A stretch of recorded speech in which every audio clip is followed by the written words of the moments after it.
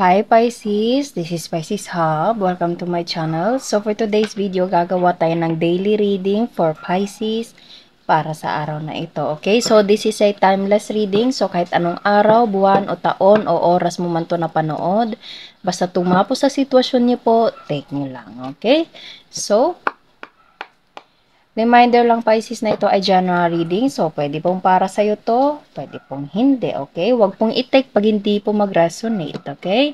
And, again, this is a timeless reading. So, kahit anong araw, buwan o taon mo to napanood, basta tugma po sa sitwasyon, mag-resonate po sa inyo, take lang, okay? Pag hindi, again, huwag pong ipilit, okay?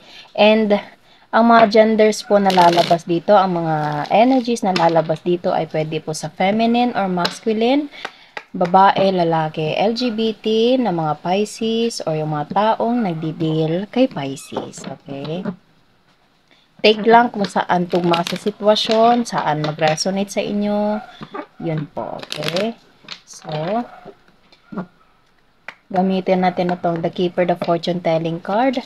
Ano po ang message niyo po for Pisces sa araw na ito?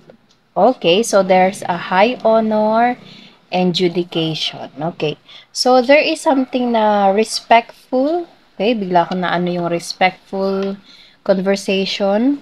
Okay, high honor, judication. Ano pa po ang message po?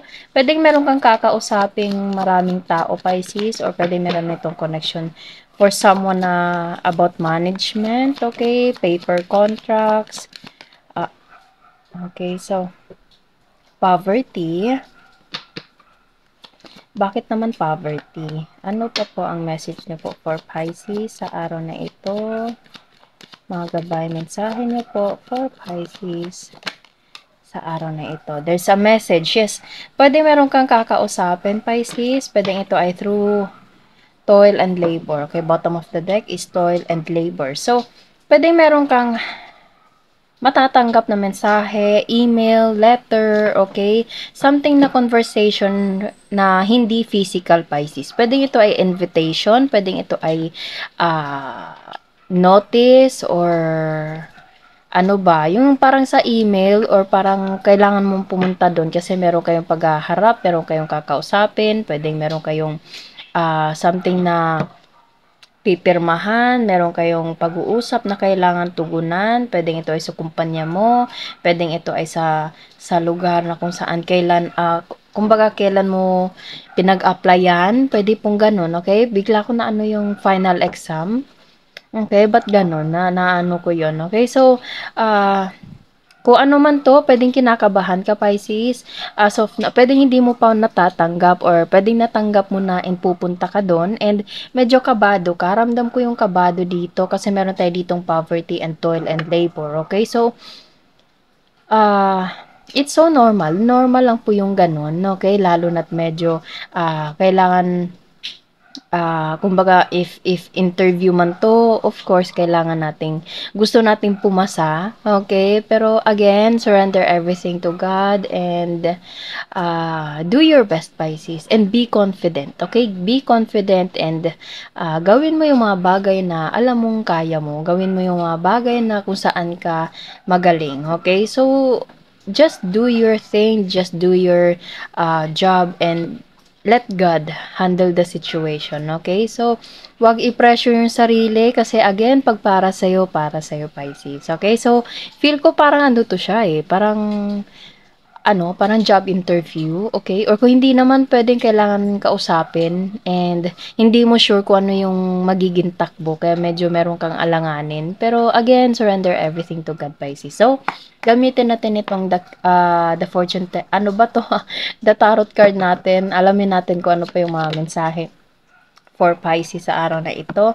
Meron tayo ditong 2 of Wands and 5 of Swords. Okay, so, pwede din ito ay traveling, pwedeng visa, okay? Ang dami mong, feel ko dito, Pisces, ang dami mong trinay, ang daming mga, kumbaga, application na trinay mo, Pisces, and pwedeng ito ay about someone na pupunta sa malayo, or pwedeng siya yung pupunta sa'yo, ikaw yung pupunta doon, okay? Kasi meron tayo ditong globe, okay? So, parang, it's worth the wait. Bigla ko na ano yung word na it's worth the wait, Pisces. So, kung kailan mo 'to ang dami mong triny, parang try and try until you succeed, Pisces, parang gano'n, okay? So, 'wag mawala ng pag-asa, darating yung araw in God's perfect time, yung bagay na gusto mo, yung bagay na deserve mo, Pisces, okay?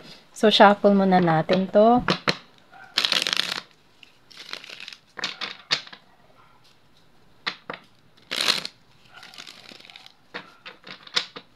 So, pwedeng you're dealing with the fire sign, Aries, Leo, Sagittarius, or air sign, Gemini, Libra, Aquarius. Okay, so meron tayo ditong 9 of Pentacles and Page of Swords. Yes, meron itong connection sa malayong lugar, Pisces. So, pwedeng ito ay medyo malayo sa location mo, and pwedeng ito ay more on social media. As I said kanina, pwedeng email. Bottom of the deck is justice. Parang ganito, judication and justice. So again, pag para sa'yo, Pisces. Okay? So, pwedeng ito ay visa, application, pwedeng ito ay something na job interview, okay? Or pwedeng final exam, sinabi ko kanina, pwedeng sa mga nag-aaral ngayon, pwedeng hindi ko po alam, pero baka pwedeng meron kayong exam, hindi ko po alam, okay? Basta meron ganung almost the same na energy dito, okay? So, kahit ilang beses mong trinay, huwag ka pa rin mawala ng pag-asa, Pisces. Try and try lang hanggang umabot yung punto na darating ka din dun sa goal mo, okay?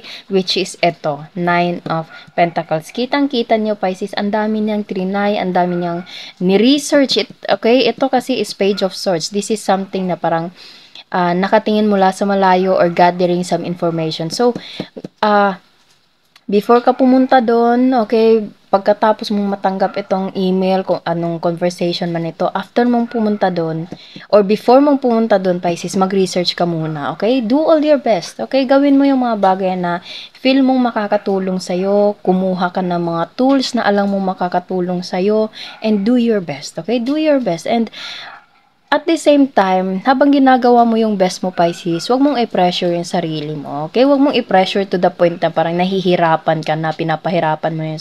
Huwag naman pong ganun. Okay? Kumbaga, do all your best. Gawin mo lahat. Sagutin mo lahat. Yung ganito, ganyan. In a confidence way. Okay? And kung ano man yung result nun, it's up to God. Okay? Surrender everything to God. Pag para sa'yo. Kasi ibibigay ng Panginoon natin in God's perfect time, in His way, in His will, in His perfect timing. Darating, ibibigay yung para sa'yo, Pisces. Okay? So, huwag mawala ng pag-asa kung ano man yung magiging resulta nito. Pero feel ko naman magiging maayos naman kasi there's a justice and judication. Okay? Matutugunan, mabibigyan, lalo na't meron tayo ditong high honor. Okay? Matutugunan, mabibigyan ng maayos na resolusyon kung ano man itong gagawin mong importante, Pisces. Okay? So, good luck. Naway maging maganda. Naway umayon sa inyong pabor po ang result na ito.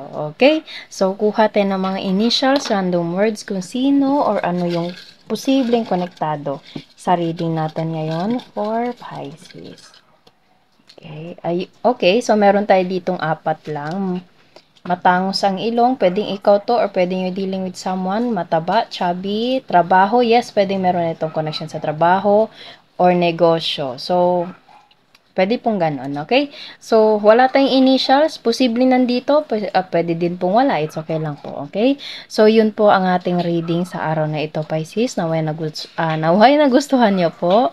Huwag nyo po sanang kalimutan na mag-like at mag-subscribe po sa ating channel and click the bell button para ma-notify po kayo sa next videos na i-upload natin, okay? So, thank you, Pisces, and God bless!